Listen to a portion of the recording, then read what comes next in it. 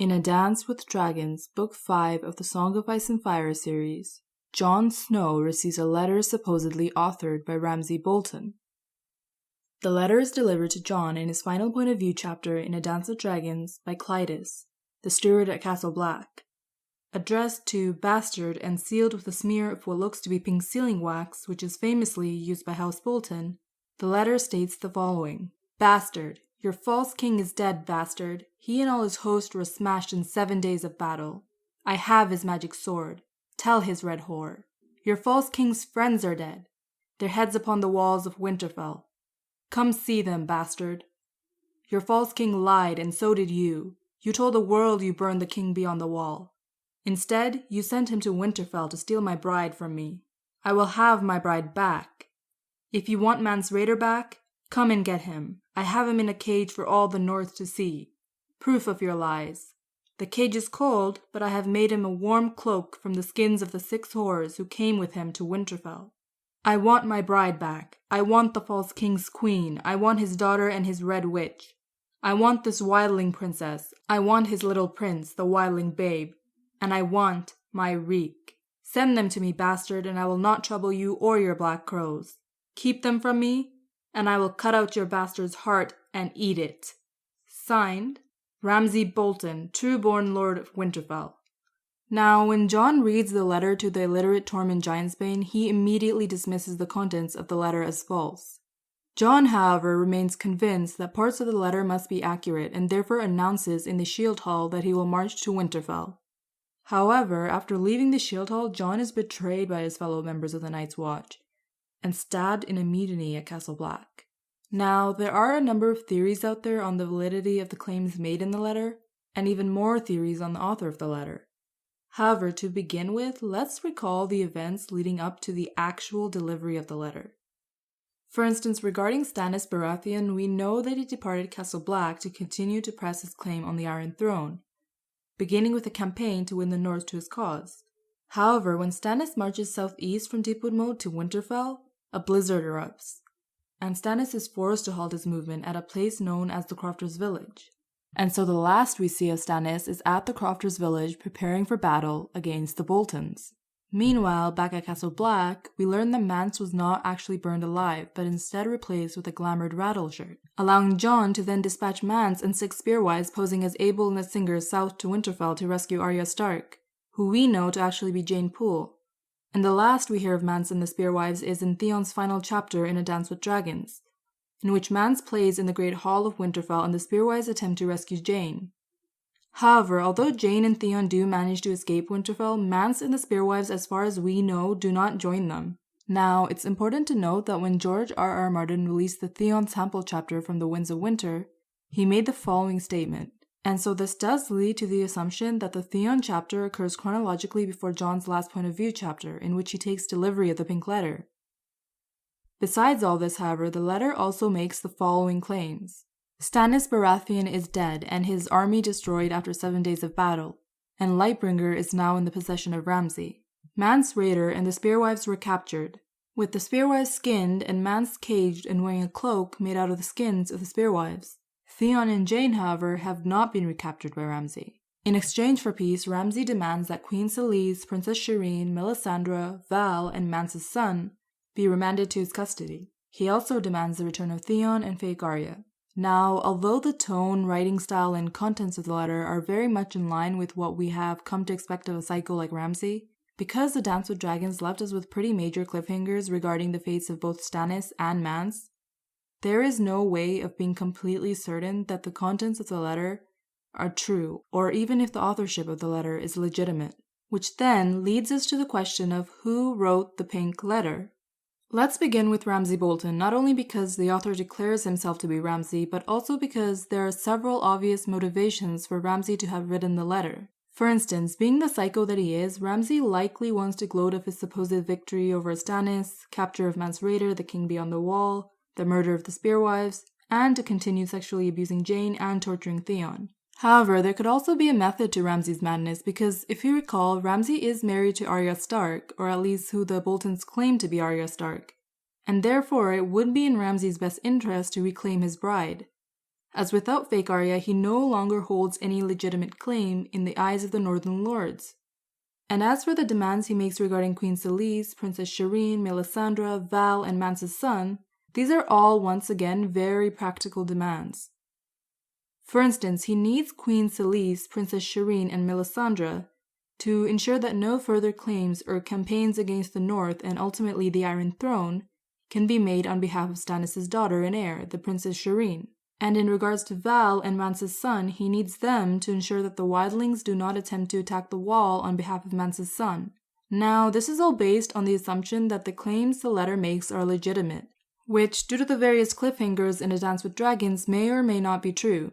For instance, in regards to Stannis and the battle for Winterfell, we know that prior to the battle, tensions were high between the Manderlys and the Freys. Arms were slashed off, chins were stabbed, and so forth. Hence why Roose Bolton sent out the Manderlys and the Freys first to confront Stannis. Now, Theon is convinced that Ramsay would follow closely behind, however, we have no actual evidence of this occurring. And so it could be possible that Wyman Manderly, who we know to be secretly plotting to overthrow the Boltons and the Freys, ordered his men to turn on the Frey forces and join with Stannis. And so if this were to be the case, the Manderlys likely conspired with Stannis to return to Winterfell, claiming that Stannis had been defeated in 7 days of battle. Now, it's important to note that the letter does not just claim that Stannis is dead. It goes on to state the following. But once again, this could just be a part of the deception crafted by the Manderlys and Stannis. For instance, Stannis may have voluntarily given Lightbringer to Wyman Manderly, suggesting that he take it with him back to Winterfell as proof of his defeat. And as for the heads of Stannis' men, well, it's completely possible that some of Stannis' men were killed in their skirmish with the Freys. And so as with the sword, it would not have been difficult to procure up some heads to present before Ramsay. But apart from this, another point that supports the theory of the Manderly's deception would be the blatant discrepancy between the method of execution supposedly carried out by Ramsay in the letter and the method of execution carried out by Ramsay and House Bolton in general that we have come to know of. And so it certainly would be odd if Ramsay had a sudden change of heart and decided to behead Stannis' men instead. Which once again leads to the theory that it was not Ramsay who beheaded the men but Wyman Manderly, who in an effort to prove Stannis' defeat, presented the heads before Ramsay.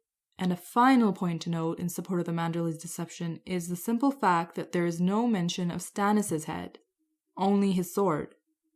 Which doesn't really make sense. I mean, we all know what the Freys and the Boltons did with Robb Stark's head, and so surely if Stannis was truly defeated in battle, wouldn't Ramsay have brought back his head as well? Now, with all this being said, although it could be agreed that Ramsay probably is being deceived when it comes to Stannis, there are other parts of the letter which may actually be accurate. For instance, the following claims he makes about Mance Rayder and the Spearwives are likely to be either partly or completely true. The last we see of Mance Rayder is in Theon's final point of view chapter before he heads on his mission to kidnap Jane. And although all 6 of the Spearwives leave the Great Hall with Theon, Mance is unable to accompany them as he is commanded to perform in the Great Hall in an effort to lower the tension between the Freys and the Manderlys. And regarding the Spearwives, the 2 Spearwives who attempt to leave Winterfell with Theon and Jane, Holly and Frenya, run into some trouble with the guards. For instance, we know that Holly is killed in the skirmish that occurs after Jane sets off the alarms, and that Frenya is left behind to fend off dozens of guards. And so, if we are going with the option of Ramsay as the author, it could be assumed that Mance and the remaining 4 Spearwives were captured by Ramsay. And apart from this, the claims made in the letter regarding Mance and the Spearwives, as well as the author's knowledge of Val and Mance's son, could only be attributed to an individual with prior access to this information. And the only manner in which Ramsay could have gained this information is through interrogating Mance and the Spearwives, as the only other individual privy to such information was Theon, and we know he escaped. Another point to note, however, is the torture method used here by Ramsay, flaying the Spearwives and making a cloak of their skins, which, unlike the method of execution used for Stannis' men, is actually accurate. And a final point to be made regarding Ramsay as the author of the letter is that Jon Snow has previously seen Ramsay's handwriting. And so if the letter was written by another individual posing as Ramsay, Jon probably would have picked up on the difference, especially considering that Ramsay's handwriting is very distinct. For instance, it's described by Jon the first time he receives a letter from Ramsay, with the letters being huge and spiky and written in a strange brownish ink, possibly blood. However, despite all these very convincing points in favor of Ramsay as the author of the Pink Letter, there are a few points against Ramsay as well. For instance, Ramsay has sent letters in A Dance with Dragons before, and on each occasion he included a scrap of skin within the letter, because, that's just how he rolls. However, the Pink Letter contained no such scrap of skin.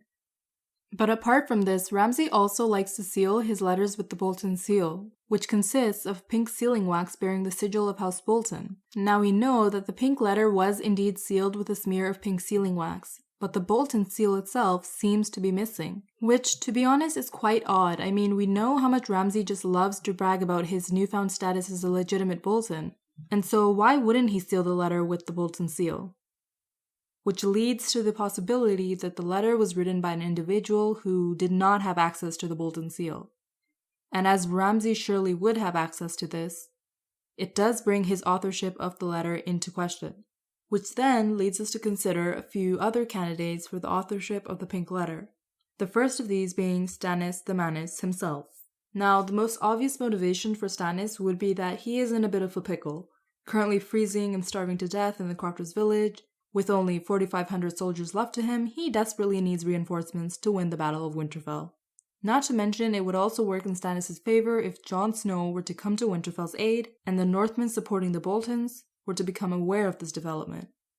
Further points for Stannis as the author include the fact that Stannis has previously sent a raven to Castle Black from Deepwood Moat, and the Pink Letter could be a part of a deception Stannis may be planning, as he does tell Justin Massey that when he arrives at the Wall, he might hear of his death. And so it's possible that he could be referring to the letter Jon Snow eventually receives, claiming Stannis' defeat. Another point of interest is the conversation that takes place between Stannis and Theon in Theon's sample point of view chapter from The Winds of Winter.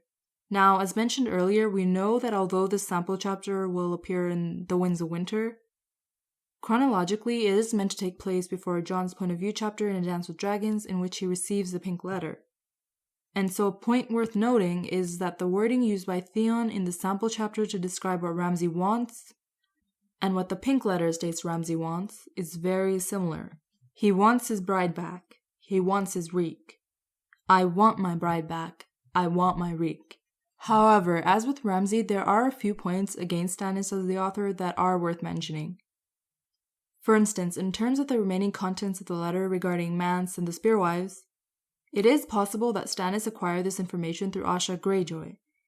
As we know, Theon eventually reveals to Asha the entirety of his horrible experiences in captivity, both at the Dreadfort and Winterfell. However, this does then produce the question of why Asha herself did not write the letter. Because if we go by the principle of Occam's razor, surely Asha would have simply wrote the letter herself rather than go through the lengthy and convoluted process of giving an account of Theon's experiences and then requesting that Stannis write the letter. And of course, there is also the issue regarding Stannis' ability to actually send a letter via raven from the Crofters' village to Castle Black, considering that the last two ravens at the Crofters' village previously belonged to the Dreadfort, and Maester Tybalt, the Dreadfort Maester, informs Stannis that most ravens usually only fly to one location. And so, recalling Maester Tybalt's words, it's unlikely that the raven would have been able to navigate from the Crofters' village to Castle Black. Besides this point, however, even if we were to assume that Stannis somehow managed to get a raven to Castle Black, it's certainly odd that he does not mention anywhere within the Pink Letter his actual location.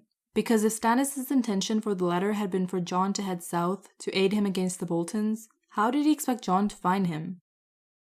Question why Stannis would assume that he could benefit from any reinforcements Jon Snow were to bring with him, as he is likely to be aware that such reinforcements would take several days to reach him, considering the weather conditions and the distance between Castle Black and the Crofters' village. And so, although Stannis certainly does have the motivation for writing the letter, he's in a pretty desperate situation at the moment, the other points just don't really add up, which then leads us to our next candidate, Asha Greyjoy. Now, as with Stannis, Asha does have considerable motivation to write the Pink Letter, as she is currently being held captive by Stannis Baratheon in the Crofters' village, and so faced with certain death, writing the Pink Letter could be her attempt at gaining reinforcements from Castle Black in an effort to win a battle which seems increasingly hopeless. Asha, however, could also be attempting to rescue Theon, as he is not only her brother but also the key to Asha's potential return to the Iron Islands. because if we recall from A Dance with Dragons, Euron Greyjoy, Asha and Theon's uncle, not only called a king's moot in which he was declared king of the Iron Islands, but also cleverly married Asha off to ensure that she would not make any further claims on the Seastone's chair. And so a resigned Asha left the Iron Islands, only to find out that although she could not overturn the ruling of the king's moot, on account that she was present during his proceedings, Theon, on the other hand, could. And so it's possible that Asha wrote the pink letter to not only save her own neck, but to rescue her brother in an attempt to claim his rights as the heir of King Balon Greyjoy. Apart from this, however, there is another very interesting theory regarding Theon's recent connection to the old gods. Because as we learn in one of Theon's point of view chapters in A Dance with Dragons, the weirwood tree in the Godswood of Winterfell seems to be attempting to communicate with Theon. And if we add to this Theon's sample chapter in The Winds of Winter, in which it seems the ravens are attempting to communicate with him, this does lead to the possible theory that Bran and or Bloodraven are attempting to communicate with Theon. Now, we know that Theon has king's blood, and considering that it is repeatedly stated in A Song of Ice and Fire that there is power in king's blood, it could be possible that Bran is in need of this source of great power, perhaps to strengthen his abilities as a greenseer, or even to serve some greater purpose regarding the others. But if this were to be the case, it doesn't really explain Asha's role as the author of the pink letter, which leads to the possible theory that perhaps Bran is not actually interested in having Theon brought before the weirwood tree to be executed, but for Theon to finally gain his redemption. And so it's possible that Bran may be communicating with Theon and Asha via the ravens and the weirwood tree in an attempt to convince Stannis to bring Theon before the tree, in which case Bran would somehow make his presence known to Stannis, urging him to be merciful and spare Theon's life. But apart from Asha's very strong motivations, there are a few other very convincing points that we need to acknowledge.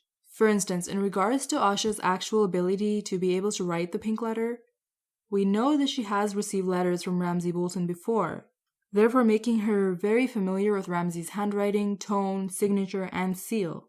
And although Asha is a prisoner in Stannis' camp, we know that she still has considerable freedom of movement within the Crofters' village, even having access to the watchtower where Stannis and the remaining two ravens reside. And in regards to the actual contents of the letter, as mentioned earlier, Theon reveals to Asha the events leading up to his escape, including details about Abel, the Spearwives, as well as events that occurred at Winterfell. And in regards to Melisandre, Val, Mance's son, and the events at the Wall, we also know that Asha has spent a considerable amount of time with Stannis and his men, becoming particularly friendly with Sir Justin Massey, and so it could be assumed that she was able to acquire the necessary information needed to write the letter. However, as with Stannis, there are a few problems with the actual logistics of Asha being able to deliver the letter.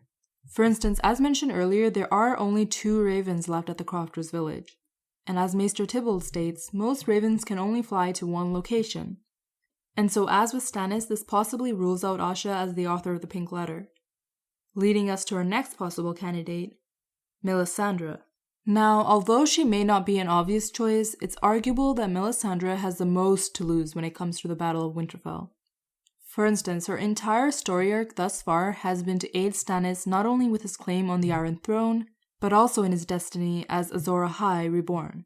And so it could be argued that Melisandre wrote the pink letter in an effort to draw reinforcements from Castle Black and rescue Stannis' hopeless cause. And although in A Dance with Dragons, Melisandre is left behind at the Wall, therefore preventing her from gaining any prior knowledge of Theon and Jaine's escape, we know that she is able to glimpse future events in her fires, and so it's possible she may have seen Theon and Jaine's escape. And it's also worth noting that prior to the delivery of the pink letter, Melisandre warns Jon, urging him to look to the skies. Hence, the very likely possibility that in an effort to convince Jon Snow of the authenticity of the pink letter, Melisandre planned for the delivery of the pink letter to coincide with her forewarning. And in regards to the points discussed earlier, such as the unlikelihood of Asha and Stannis' ability to send a raven from the Crofters' village to Castle Black, with Melisandre we know it would be very easy for her to direct a raven from Castle Black to the Castle Black steward. However, apart from these very obvious motivations, there is another theory regarding Melisandre and the pink letter. This being the theory that Melisandre has come to the realization that Jon Snow rather than Stannis is actually Azor Ahai. For instance, Melisandre seems to have a strangely invested interest in Jon, as he features often in her visions. And in particular, her most recent vision regarding Jon comes to mind, in which she inquires after the fate of Stannis, who she believes to be Azor Ahai, but in Stannis' place, all that she sees is Jon Snow. And so it could be possible that Melisandre has realized that Jon Snow is Azor Ahai. However, in order to resurrect him as Azor Ahai reborn, she needs to bring about his death, which then leads to the possibility that Melisandre wrote the pink letter in an effort to enrage Jon enough for him to break his vows to the Night's Watch. And considering that Melisandre has spent a considerable amount of time at the Wall, she would be fully aware of the tension between Jon and certain members of the Night's Watch. Now, of course, as with our other candidates, there are a few drawbacks with Melisandre as well. The most notable of these being the mere fact that Melisandre's authorship of the Pink Letter would be in direct conflict with her goals and motivations in her single point of view chapter in A Dance with Dragons, in which there are no apparent signs of her abandoning Stannis. And although Melisandre may have had some glimpse of Theon and Jane, as we have come to know from her previous visions, such as the ones regarding Alice Karstark, they are not always accurate. And so, this leads us to our final candidate for the authorship of the Pink Letter. The King Beyond the Wall himself, Mance Rayder. To begin with, as with her previous candidates, Mance Rayder has several motivations for writing the Pink Letter. For instance, Mance could have written the Pink Letter to get a rise out of Jon, in an effort to either get him to come to Winterfell, get Jon killed in revenge for Jon's betrayal of the Free Folk, or to get Jon to bring the wildlings south to Winterfell where he could command them as king once again. Another interesting point to mention, however, is that prior to going on his mission to kidnap fake Arya, Mance mentions that going south to Winterfell would aid in a particular ploy that he has in mind. And this combined with the equally mysterious reasons for the Spearwives asking Theon about how he captured Winterfell, as well as the location of the crypts of Winterfell, leads to the possible theory that Mance may be searching for the Horn of Joramun. Besides Mance's motivations, however, there also seems to be some very convincing points for Mance being the author. For instance, the language used in the letter is very similar to how wildlings speak. In particular, the letter references black crows, words which we know to be generally used by the wildlings, and Mance in particular, to refer to the Night's Watch. Another very convincing but obvious point is that of all our candidates, Mance is the most likely to know of all the events referenced in the letter. For instance, we know that Theon and Mance had a lengthy conversation, in which it could be assumed that Theon gave Mance a detailed account of his experiences with the Boltons, along with the current state of affairs at Winterfell. And in regards to Stannis on the Wall, it could be agreed that Mance has spent enough time at the Wall to gain sufficient knowledge to write the Pink Letter. And of course, in terms of Mance's actual ability to be able to write the letter, we know that Mance is already quite familiar with the castle of Winterfell, as he has visited before. Hence, it could have been possible for Mance to gain access to the rookery and other necessities such as Ramsay's handwriting and pink sealing wax. However, despite all this, there do remain some points against the Mance Rayder option as well. For instance, the letter clearly states that Mance has been captured and the Spearwives flayed. Now, if Mance really did write the letter, we can assume this is a part of his deception. However, it is just as likely that Ramsay wrote the letter and acquired the information from torturing and flaying the Spearwives. And so this we cannot be completely certain of. The other point of contention is that Mance might not have had the time or ability to write a letter, what with Jane setting off the alarms and Winterfell teeming with guards. And in regards to Mance's motivations, although they are all very plausible, they each have their weaknesses. For instance, if Mance wrote the letter to get Jon to come south to Winterfell, or even to get him killed, wouldn't he have taken extra precautions to ensure his son's safety, seeing as Jon has him at Castle Black? And it's equally strange that Mance would place so much at risk, his life, the Spearwives, Val, and most importantly his son's life, based on mere chance. For instance, there is no way that Mance could have foreseen how Jon would react to the letter, or if he would even reveal its contents to the wildlings, as it's only a coincidence that Tormund was present when Jon received the letter. And so, as is the case for Ramsay, Stannis, Asha, and Melisandre, there still remains much to be confirmed in future point of view chapters. However, of all our candidates, the most likely seem to be either Ramsay or Mance. And this is based on a few different reasons. For instance, although Stannis and Asha both have notable motivations, the major flaw with both these options would be the considerable distance between the Crofters village and Castle Black, and more importantly, the highly unreliable assumption that a raven would have managed to fly from the Crofters' village in a crazy blizzard, mind you, to Castle Black. And as for Melisandre, although her capability to deliver the letter is much more likely than that of Stannis or Asha, due to there being very little textual evidence to argue otherwise, her motivations remain highly speculative. This then leaves us with Ramsay and Mance, both of whom have very strong motivations and the capability to send a raven. And so that's it for the pink letter for now, but I would love to hear your thoughts. Do you believe there is any truth in what the pink letter claims? Why or why not? Who do you think wrote the pink letter? Let me know in the comments below. And if you enjoyed watching this video, please don't forget to like and subscribe. Thanks for watching, guys.